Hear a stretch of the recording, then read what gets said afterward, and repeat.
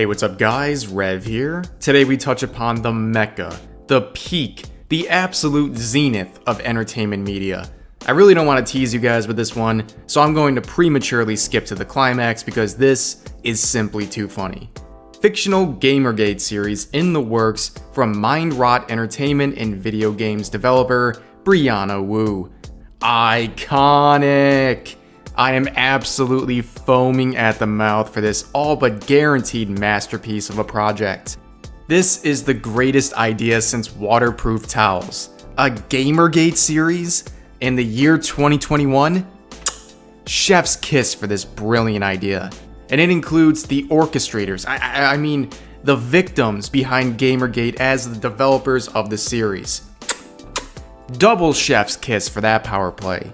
Okay, so there's actually a very strong chance that many of you have either forgotten what Gamergate was, or you were too young to really experience it. So I'm going to take the pleasure of introducing you to, or reintroducing you to, what is perhaps the most impactful and important historical event of all time. Now the lore behind Gamergate is incredibly expansive, and we don't have the time for that, so I'll sum it up in the best compilation style possible.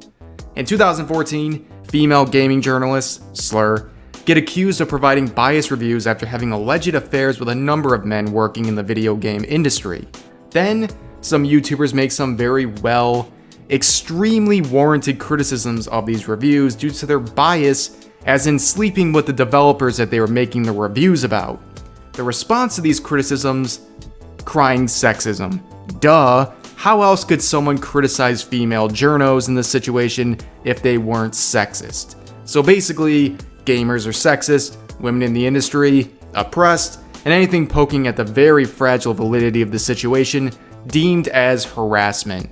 Fallout ensues, scapegoats aplenty, some of the quote-unquote female journalist victims exposed for creating fake accounts to harass themselves for sympathy and attention, but Gamergate never stopped. Well, mainly because the money-driven psychopaths behind it and the brain-dead internet people supporting it would never give it up, despite all logic and evidence in front of them suggesting a reason to let the conspiracy go.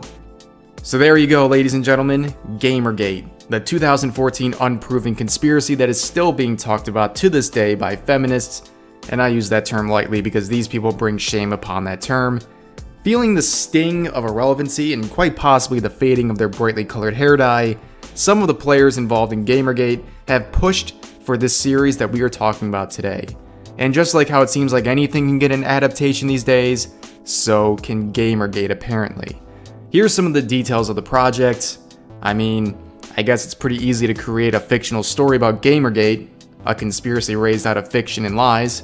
And don't worry guys, this anime arc says it'll be nothing like previous attempts to cover the topic.